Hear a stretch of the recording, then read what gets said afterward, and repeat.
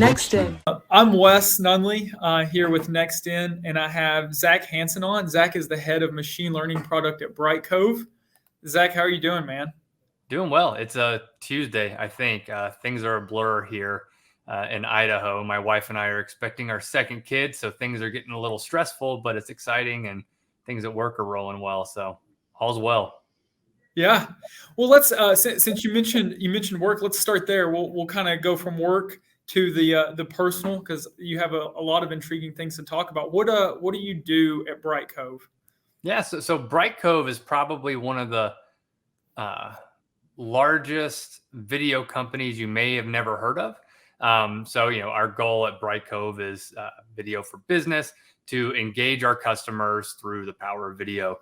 In a nutshell, what we do is serve up video for our customers. So at the end of the day, we service companies like South by Southwest, Reverie, Masterclass, a lot of large enterprises that you've probably heard of all around the world. And what that means for us is that we get petabytes of data every month. So that really translates to millions to hundreds of millions of video being uploaded to Brightcove to be broadcast to, exponential viewers. And what we're starting to do is realize that we have all this data and we could really do some interesting things through machine learning. Things that will ultimately drive better ROI, better monetization, things like that for our customers, and ultimately the end viewer, the people who are consuming video on the internet every single day for all of these customers. Nice. So I've taken a master class. So that video technology in the background is Brightcove? Correct. Oh, that's awesome. I did not realize that. Yeah, so we focus on extreme, high quality streams. For video on demand, live streaming, we do a lot of sports events, things like that. So, that's kind of our niche, is that we're able to deliver high quality video, securely in a way that not a lot of other companies can do at the scale that we can. Very nice. So, Zach, how did you get into technical product leadership? Like, what was that journey like for you? I know, if I remember right, looking back, there was some time spent at IBM, at Capital One. What did your journey look like to get to where you are today? Circuitous is the short answer to that. I had a non-technical degree in undergrad. So I was actually a political science major. I had grand plans of being a lawyer. Post undergrad, I finally thought better of that, and thankful that I did. But ultimately ended up working in government overseas for a while. So I lived all over Russia, Kyrgyzstan, Republic of Georgia, Austria, Saudi Arabia, before coming back stateside and realizing that I wanted to become a little more technical and actually get into business. I mean, public service was great, but it didn't really pay the bills. So when I came back, I ended up getting a master's degree from Johns Hopkins in analytics and statistics, while simultaneously starting a company with two buddies of mine. I would say that the analytics degree, where I learned some of the basic tenets of coding and R, Python, was great. But the real learning experience into product management was building a company and failing miserably, which is exactly what we did. So in that kind of 2-year time frame that I was getting my master's, I was completely screwing up every single thing possible with starting a company. We had initial traction, we had customers, but we didn't really have a go-to-market plan. We didn't have a succinct pricing strategy. We didn't really develop personas in the way that you should from a product perspective. And we just didn't know what we didn't know. So we failed. After that failed, after I got my degree, we all licked our wounds and went into industry. One of those guys is at Coinbase now, one's at Meta, and then I'm at Brightcove. But initially I went to IBM. So I went to IBM. I ended up getting a consulting role in data center recovery, kind of got more technical. And that's when I met my first real life, in the flesh product manager. And I was like, well, what do you do? I'd never really heard of it. This was kind of before it was like the cool niche thing. Now there's degrees for product management. So I started asking questions, and, they're like, well, we own products, or, we kind of act as the CEO of our own little products in the world. I'm like, okay, well, what do you do? They're like, well, we do everything. We own the P&L, we do the go-to-market strategy, we own the pricing, we own, the roadmap and, the cadence of delivery. And I'm like, wow. And when I had those conversations, like, holy crap, had I known maybe a little bit about what it was to be a product management, maybe we wouldn't have, burned so much cash, learned everything the hard way with that startup. So that's kind of where my career in product started, is at IBM. I worked my way into a role from consulting into product management, specifically into IBM Watson. And that's where my career kicked off from both a product and a machine learning perspective. Right. And then from there, was it Capital One from there, or was it a Pipestream? I can't Yeah, remember. you're remembering correctly. It was Pipestream, which was a Series A funded startup. So I went from a big tech organization of IBM, 200,000 plus employees across the world, working on some really great technology, meeting a lot of great mentors, to then a company that was raising their Series A round at the time. So it was complete night and day as far as culture, atmosphere, but lots of different learnings, right? So, I was cutting my teeth at IBM, learning about product at scale. Then I went to a Series A funded startup and kind of was able to get a little bit more niche where, the product role at a startup is different because you are, as people say, wearing all the different hats. So I was doing customer management, I was doing product management, I was doing engineering management, a little bit of everything. And from there, I went to Capital One, where I was working on their machine learning platform to deploy models or machine learning models at scale. Spent a short time at Wells Fargo doing a similar thing before boomeranging back to Capital One to help run their rewards platform. And then ultimately landing here at Brightcove, where I've been for almost a year now. Yeah, that's awesome, man. So when you look back, so you talk about kind of the startup that you started with friends that didn't make it for various reasons. You worked at IBM, which is about as big as you can get, right? And then you worked at a Series A funded startup. When you kind of look back through that, what one of those roles do you think up and coming in your career stretched you the most in terms of like causing you to grow and to adapt quickly and learn? Yeah, it's a hard question because every single role had its own developmental learning curve. IBM was like, I have no idea what product management is. And they did a great job at coaching us. So they would send us to like design school at Stanford if you'd sign up for it. You would be able to do like improv classes in some instances where you could kind of learn to be a little bit more on your feet with your conversation and how you deal with teams, especially engineering teams, product teams, the whole lot. So that was a great developmental place. However, stretching, I'd probably say Capital One. It was interesting because I went from IBM to a Series A funded startup to Capital One, which would be a little bit, probably right in the middle. It's a large company. It's a bank that serves, the United States. And I was specifically working in credit, which floats most of Capital One. And I'd say that stretched me the most because Capital One is very much a company that allows you to take on as much as you're willing in a good way. They're very much open for your own growth in your career, and they give you a lot of responsibility out of the gate at all levels. Whether you're, a principal, associate, manager, senior manager, director, senior director, they put a lot on your plate in a good way that stretches you. So I'd say Capital One was probably the place where I was able to take those skills I developed at IBM, at Pipestream, and put it into a package that really delivered a lot of value in a place that allowed me to really go outside my comfort zone and take on a lot of responsibility in a pretty short amount of time. That's awesome, man. So when you looking back over those, what product do you look back on once IBM kind of got you into product management, kind of got the fundamentals there? What product do you look back on with like pride, and you're like, dude, that's the one. Like that's the product that.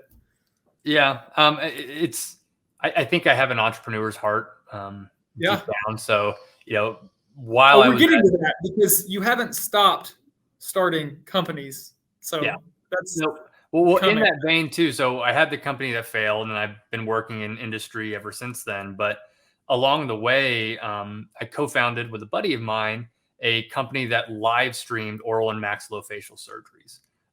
There it is. Yeah, and this company was kind of the real impetus of why I joined Brightcove, and I'll get to that in a second.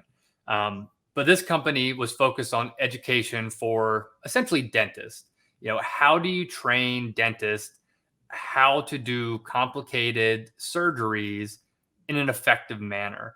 And we built a software that was essentially a platform for dentists, students, oral surgeons to join, watch high quality video that we would stream from an OR, and give great content. And we allowed people to talk over it. We allowed people to do augmentation to the video to increase the educational value that you would get out of it.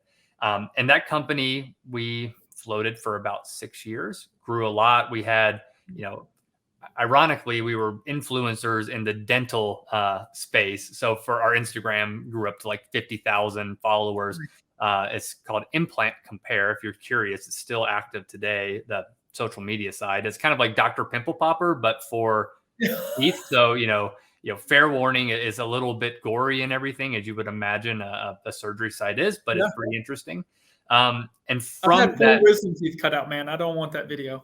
Yeah, you don't. I mean, a lot of people have the dental phobia, and I get it. But it will also give you a little peace of mind when you watch people have these surgeries wide awake with no pain. They do a great job with the anesthetics, the local anesthetics, the dental blockers, everything these days, which is really impressive. But we kind of took that social following we built and turned it into a company. So we were able to actually, sell products and software to a lot of large DSOs, dental service organizations, think Aspen Dental, things like that. That's awesome. And grow. And it was one of those things that was so organic. I had no experience in the dental space, but my close friend who had been in a dental sales rep for years came to me and said, I have this idea, like there's this gap for education. And he flew out to see me when I was living in Austin, Texas. And we locked ourselves in a room for 3 days. And we did a full-on design thinking session, just product 101. We sat down and said, what is the problem we think we're trying to solve here? We built out personas of people who the problem affects. We put ourselves in their shoes, did the whole, thinks, does, says, feels exercise. Then we started to identify the commonalities in those problems. And then we started to sketch out what an MVP would look like. And by the end of the weekend, I was like, hey, man, like I kind of like to be involved in this. I see the market. I see the need. I see the gap, and I see the ability for us to build something. And we did. And, it took way longer. I mean, of course, anybody who starts a startup thinks, this is the idea, we're going to ride into the sunset and we're going to have yachts with our name on it within a few years. But, the reality is more of what we went through, which is just a grind. It's bootstrapped, finding software development at a rate that's very cheap that we can afford, still getting stuff out the door, getting feedback from customers, baking that in. But we did it in a way that worked. It was slow growth. It took us 6 years, but eventually, we've pretty much offloaded it to a buyer, and that's great for us. And it's very exciting to see that, where we, now get mailbox money from that, and it's a product that's used today. So that's probably awesome. My most prideful product that I've worked on overall. Well, and satisfying too, right? Because you start one. And then, I think some people could have kind of a defeatist mindset. It's like, well, I tried to start a company, it didn't work, right? But then you started one that's successful, you run it for 6 years, and here you are, right? Yeah. And the great thing too is, for me, that was kind of my driving force for joining Brightcove, because when the opportunity at Brightcove came up, I had experience in video and live streaming. And, my joke, even when I was interviewing, is before I started that live streaming company with my friend, I had a full head of hair and it all fell out. And the reason being is live streaming, video in general, is very difficult. It's a high stress environment because you're, giving people video. And, I'm sure anybody watching this, like if this were to go down or start buffering, people are going to leave. It's frustrating, right? So delivering high quality video that you can rely on is hard. And when we were doing Implant Compare, the company we built, I always had these grand visions. I'm like, okay, there's so much here that could be automated with machine learning, or could be augmented with machine learning in a way that would give a richer experience. But we were always bootstrapped. So, I'm not a hands-on keyboard ML engineer. So, it was out of my wheelhouse. I mean, I could hire somebody and help guide the product, but we never were able to. So when the opportunity came to join Brightcove, I was super excited, because here is a company that, does deal in petabytes of data every month. We have the resources to start building out a team to really do some interesting, cool things with ML. And, that's what gets me excited about this opportunity and what we're doing at Brightcove Yeah. overall. So how does machine learning affect video? Like, how does it enrich the video experience? There's a lot of different arcs we could take there. So, there's a good analogy within crawl, walk, run. So when you have a video, if you run it through like a speech to text ASR or something like that, you can get text from that video. So essentially you Right. have a transcript tied to a video. One of the things we are starting to look into and the things you can do is to start doing NLP on that video to draw insights. So you can say auto generate tags that might be used for SEO or search. Yes. You might be able to pull out cue points in the video where it might have obvious breaks in content, which might be a good place to do ad insertion, things like that. Yeah. And then when you get to the actual video part, there's a lot of interesting things you can do around deblurring videos. There's a lot of things you can do around just general scene detection, object detection for product placement. There's overlays and interactivity you could do with like pop-up quizzes, things like that. And then, further down the line, there's just so much you can do on the back end, from, optimizing bandwidth spent on the video. And the list is really infinite, and it's just Right. at an infancy right now in this industry, which is so exciting because it's all there. And, where we go with video is going to be pretty cool over the next 5, 10, 15 years. So with that, so you are at kind of the forefront of machine learning in your space and in what you're doing with video. I don't think live video is going away anytime soon. I don't think the full uses for machine learning have been fully discovered yet. Mm-hmm. And so you're in an exciting place. You're kind of definitely at the top, I would say, in that part of your organization. What would you say to someone who wants to be in technical product management and maybe they're like 8 years behind you? What advice would you give them to get their career to where yours is today? Yeah, I mean, well, it's a good question because I think everybody, when I started in product management, you never met a product manager who had some formal product education, right? It was either software developer turned product manager. It was consultant turned product manager. It was, and still is in my mind, a jack of all trades or Jill of all trades type of role, right? You need to be able to kind of do everything, and it's hard to prepare for that. Now, there are a lot of courses out there now, which I think are great. Product School has some good courses. Coursera does as well. And there are opportunities to take those courses, and I think they're great. But I would say the best thing to do is just get experience and build something. I would say start your own company on the side, whether that's from a blog where you want to try to monetize it, or whether that's some physical product that you want to sell on Etsy. Like, any of that is probably the best starting grounds for someone who wants to get into product, whether that be, digital product management, true technical product management, but just building something. It could be within your own company now. If, like, a lot of companies have kind of like skunkworks areas or, entrepreneurship type of things where you can propose ideas, start to build stuff out. So that would be my main suggestion. Just build something. And if it breaks, it breaks. That's fine. And you'll learn some stuff. Obviously augmenting that with some of the courses that are now available is, even better. But yeah, just build something. Awesome. So I want to transition a little bit. We've been here for about 20 minutes. You and your personal time are not just reading nonstop about machine learning and product. You do other things, right? So tell me a little bit about the other company you founded that helps backcountry outdoorsmen. What's that about?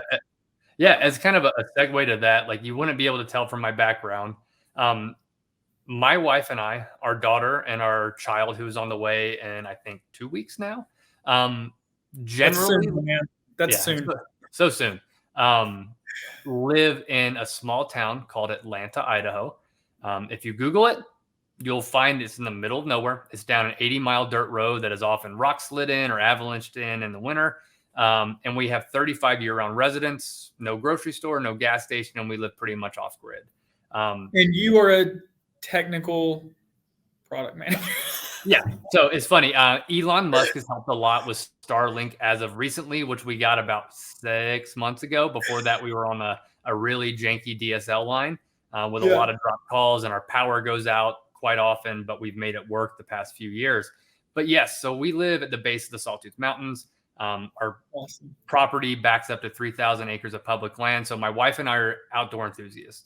I focus a lot on hunting, trapping, just being outdoors. We hike with our daughter a lot. We try to harvest as much of the food as we can naturally from however we do that, hunting, trapping. We try to build and make a lot of our own clothing through furs, things like that. And also my wife and I both have full-time jobs. She works for the hospital system here in Boise remotely, thankfully, and I work for Brightcove and, do a lot of writing and other things like that, but it's all remote. So what we've done is focus on being as far off grid as we possibly can and still maintaining that connection. And, it's pertinent to say that I've actually been remote my entire professional career. Now I've lived in big cities. I lived in Austin. I lived in New Orleans and a bunch of other places. But it was always have bag, will travel. I was traveling a lot to different offices, things like that. But once the pandemic hit, we were off. We were truly able to live anywhere, and we made it work. But to answer the question you had asked, this other company that I've started is called the Outfitter.guide. There's going back to the just build something, especially when it's around your passion areas. One of the things I did when we moved to the backcountry is I went on some guided elk hunts with folks in the area. These were paid guides who knew what they were doing. We were taking horsebacks way back into the backcountry, spending 7 days bow hunting for elk.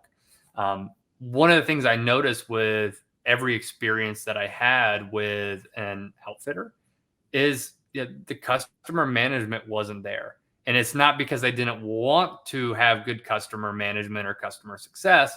It's that the folks who are running these businesses, it's usually a part-time job for them, seasonal. And most of the time they want to be out in the woods, or they want to be out scouting or working on their farm, running their combine. They're not too concerned with, this person who's spending a significant amount of money. And just for a statistics purpose, the average spend on a Western big game hunt is $7,000. And that goes all the way up to $40,000 for some trophy hunting in Utah, Nevada, Arizona, Montana, areas like that. So I saw a gap. I worked with 3 other friends who were all, technical guys. 2 work at Capital One, 1 works for Higdon Outdoors. And our collective experience between that and hunting and guiding led us to say there is a technical gap here. There could be a simple solution where we can build a backend for these outfitters for, a reasonable fee to say, we'll take over the experience. You just hop online, punch in a new hunter, say Wes wants to come out and do an antelope hunt. You can put in the date. It'll generate the contracts. It'll generate the payment. It'll generate all the documents you need to understand what you're getting into. You can sign them all. You can upload as a hunter, Wes, your own hunting licenses, your ID, everything else that they need from you. And we facilitate that. And then the gap period from the time you sign up to the time you're actually out in the field hunting, we're communicating with you. We as the outfitter guide, we're saying, hey, Wes, you're 90 days out from your hunt. Are you working out? You live in Nashville, Tennessee at near sea level. You're going to be sheep hunting in Alaska at 11,000 feet. Do your squats. Get out. That's awesome. See, I didn't know that was a component to it.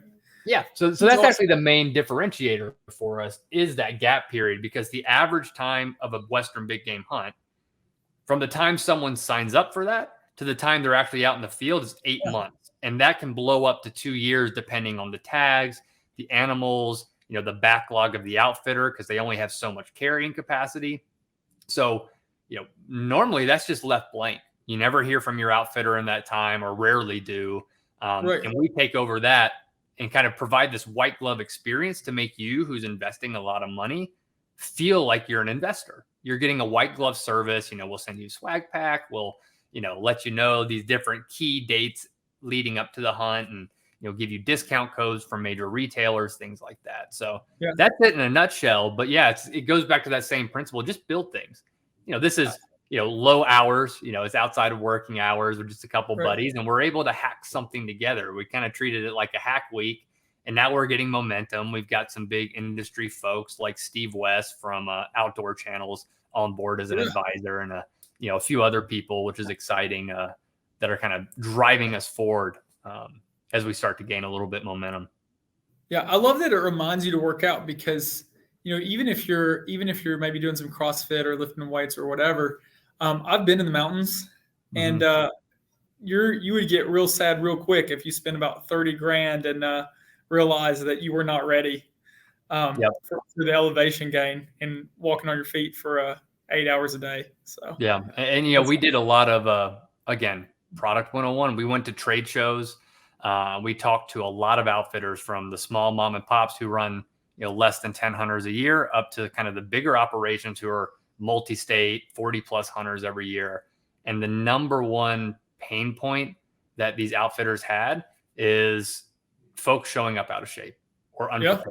So it was one of those things, like, people, especially back east, if you've never been out to the Rockies, people treat this as a once in a lifetime hunt, which they should, which is an investment. And if you don't have that concept, like you said, you've been to the mountains, it's so hard to conceive, even if you're in shape, how different it is when you have a 60-pound pack on your back, a rifle or a bow, boots, and you're going up a 5% grade of rock scree within the first mile of leaving whatever campsite you're at, and then expecting to perform if you have some sort of animal that you're after. Here. And we're packing out that animal. Right. Yeah. Well, the good thing is, a lot of times with these outfitters, that's kind of what you're paying for. You can get those people out. But yeah. If you still want to put it on your back and go out. Me doing it. But I guess for 30 grand, someone else is doing it. So a lot of these folks they're paying good money for a reason to get somebody else to do all the field work, if you want. But a lot of people still want to do that and get that experience. I think that's kind of the other bigger movement, specifically in the hunting industry writ large right now, is with the pandemic, what we saw was a lot of people being exposed to the fact that infrastructure can fail. There were a lot of people who went to the grocery store and saw there was no meat. So it started this movement of like, hey, what does it mean to be self-sustainable? Is it going out west and hunting? Is it getting whitetail in my backyard? And I think there's just been so many great folks coming out with coursework to say, like, you can do this. And for me, I'm a shining example, and I've got a book coming out about it in October. Is I didn't grow up in a hunting family.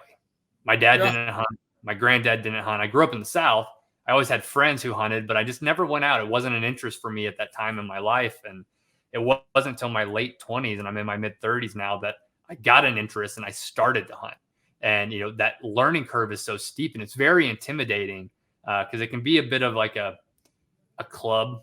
A lot of times hunters aren't the most inviting. People think, it's going to be overrun. The woods are going to be overrun with people. And that's not the right approach. But there are so many, speaking of masterclass, like, there's so many different types of courses like that are out there teaching you hunting 101. Like, what does it mean to take an animal's life? How do you honor that animal by consuming every bit that you can, even components that you might not traditionally think are, consumable, using the bones for bone broth, using everything. And I think that is a trend that is going to continue to go up. And we saw that spike in the pandemic, and I think it's continuing to rise. And I think, this product can serve a lot of folks who, have an interest. They might not be able to go and do it on their own. So they want to understand what outfitters are out there to kind of take them, guide them, show them, and teach them that sustainability skill that, we've slowly lost over the past 50, 100 years, whatever it is in the U.S. Yeah. So you alluded to it just a moment ago, but you did not grow up personally hunting. So what was the catalyst that got you interested? It's a good question. My ex-wife and we were living in Louisiana at the time, and we were both very health conscious. We both did competitive jiu-jitsu. I was running some ultra marathons. It was about the time that some of the influencers, were really rising in like the bow hunting area. And I got an interest. I'm like, you know what? That seems interesting. I grew up around it. My ex-wife's family, they hunted. So I was always there, but never participated. So I was like, you know what? I want to participate. For me, I had these kind of ill-conceived notions that rifle hunting was easy. I've learned now that that is far from the truth. Right. So, I just said, I want to learn to shoot a bow. So I got a hand-me-down bow from a friend, wasn't cut for my length. So it was a little awkward, but I learned to use it. And then ultimately signed up to do a pig hunt in Louisiana, or actually Arkansas, where we failed, which, just continues this trending of failure. Failure is the best way to learn, but, we never shot an animal. The first few times I went hunting, I saw zero success. But eventually, it was deer hunting in Tennessee in Shelbyville, where I was able to take my first buck when I was close to 30 years old with a bow. And, just the best feeling to be able to provide meat for our family, to give it away to friends and all this stuff. But yeah, it was the catalyst was just providing a better, cleaner source of food. Frankly, that's really all it was. That was what got the bug in my ear and got me over the hurdle to, buy a bow and learn to shoot it, after hucking a few arrows in neighbors' yards and things like that and learning the hard way. Nice. So you said you mentioned your book kind of offhand. Well, tell us about your book. Like what is your book about that's coming out? Yeah. So the book is called Turning Feral. Very apt. It's really about my story. It's a little bit of a memoir about my journey into hunting. It covers a little bit of the personal aspects. So I mentioned my ex-wife in Louisiana. I've since remarried, have a kid, another one on the way, as I mentioned, and that's fantastic. But it was a really tough time for me where I went from, being married, kind of doing all the things that I like to do, jujitsu, ultra running, learning to hunt, and then I had this giant catalytic moment in my life that just I wasn't expecting. And the thing I did was turn to the woods. I had been to Idaho once and I was in the sawtooth, like, man, I want to be there. And I told my ex-wife that when we had visited, I said, we're moving here at some point. And I just didn't realize how soon that would be. And ultimately, months after saying that, I was in my car with my headlights pointed north with a few bags in my car and ultimately landed in Boise, where then I kind of jolted out and was looking at properties and found the place up in Atlanta, Idaho, and moved up there, started building, a life off grid, and, rethinking everything, going through and processing, learning to hunt. And then I met my now new wife, Alessia, and, she's a mountain woman through and through. And we just, matched and melded together and we built a life up there in the pandemic, and it's been fantastic. That is fantastic. So I want to keep connecting things earlier in the conversation. So you mentioned the hunting guide that you started, reminding you, hey, you're going to a different area. You need to be in shape for this. Mm-hmm. What kind of fitness level should you be in if you just want to grab your rifle and take off in Idaho hunting? It depends. One of the great things about the gem state is the topography is varied. So, we have flatlands in southern Idaho that feel like desert. But if you're looking at the Idaho mountains, like I can't stress enough how great and I have no affiliation here, but there's a company called Mountain Tough, MNTNOUF, OUGF. Wow, I can't spell OUGH. Wow. Mountain Tough. They have programs, and one I've done before every season is their 45-70 program. It's essentially where you just work out with your pack on, you have sandbag, you put it in, but it's ultimately just, an obscene amount of lunges and squats to the point where you want to cry every single time you do one of these hour-long workouts. But yeah, I think that's kind of the minimum threshold is like, can you do a heavy weighted workout for at least an hour, and put miles on without your knees giving out? It's kind of like that baseline. Now, that said, you could go out and hunt. You just might not get far from your truck. And, the real gold lies a little bit further out into the wilderness. Or you could get lucky and step out of your truck and have whatever quarry you're after be right there. But that's luck and not, preparation. So, minimum thresholds, tons of lunges, tons of squats, be able to hold some cardiovascular threshold for at least an hour at elevation. So shameless plug here for Mountain Tough. I am familiar with that program. That program is used widely in the military. Was used widely in the Army when I was in on sniper teams for preparation for Afghanistan deployments. Awesome. Yeah, no, Dustin, I can't remember his last name, one of the co-founders, and Ari, I think he was a Army Ranger, but great programming, and it's smart. It is It's a great program. Yeah, it's safe. You know, that they really build you up. So, you know, it's not going from 0 to 100, you know, week 1, week 2, you're like, I got this. This is easy. And then they turn on the heat and you're like, okay, this is a little bit different. Right. So if someone had never been out, like in the mountainous area of like Idaho or Montana, they were going to go out for a hunt. Is that the program you'd recommend to them? That's the only one I've used. So yes. Okay. Gotcha. Outside of finding something else online, I'm sure there's other great resources. It's just personally what I chose to use, and I've stuck with it because it worked for me. And I usually tend to be somebody like, if it ain't broke, don't fix it. So for sure. So where can your book be pre-ordered, or can it be pre-ordered? And it cannot be pre-ordered. I've strategically worked with my publisher, so we are not doing pre-orders for the book. But the book, Turning Feral, it will be available on October 11th. So it'll be on Amazon, Barnes and Noble, pretty much anywhere where you can buy books. And if you're interested, you can follow me on LinkedIn, and I'm sure I'll be posting as we get closer and closer. But we're in final copy edits right now and locking down the manuscript and doing everything else like that and doing some of the marketing work at the moment. So there'll be more to come over the next month or two. That's awesome, man. Well, look, I always want to be respectful of time. And I know me personally, I got about a 40-minute attention span. And then if I were listening to this, I would just, about on the 40-minute mark, no matter how engaging it was, I'd be checking out. So what piece of advice would you give? We kind of said this earlier, but in parting, what piece of advice would you give for a product manager wanting to grow in their career? And then what book, seminar, either one or podcast even, have you taken in as a product manager that has helped you grow in your career? And we can leave it on that piece of advice. Yeah, super. I mean, again, build something, whether that's a lemonade stand, selling it, figuring out the pricing, all the way to some enterprise level software. Build something, break it, learn from what you've done. I think that's the best advice. And then, from books and podcasts, I just read JJ Rory's book, Immutable Product Management. That's a great resource.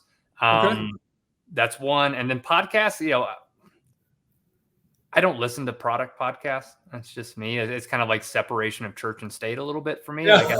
But one of the things where I get a lot of inspiration for day jobs, stuff like that, is The Knowledge Project. It's a podcast. A lot of great people. They've had Stan McChrystal on, all the way to NBA players all throughout, and they just kind of talk about the mindset of success. So it's one of those things that, it's really interesting. And what was that? The Knowledge Podcast? The Knowledge Project, I believe, is the name, which is a podcast. Yeah, very cool. Very cool. Well, I'm going to look into that. And Zach, it's been great talking with you, man. Cool. Awesome. Well, I appreciate it, Wes. Yeah. Hey, I appreciate you. I'll chat soon. Next day.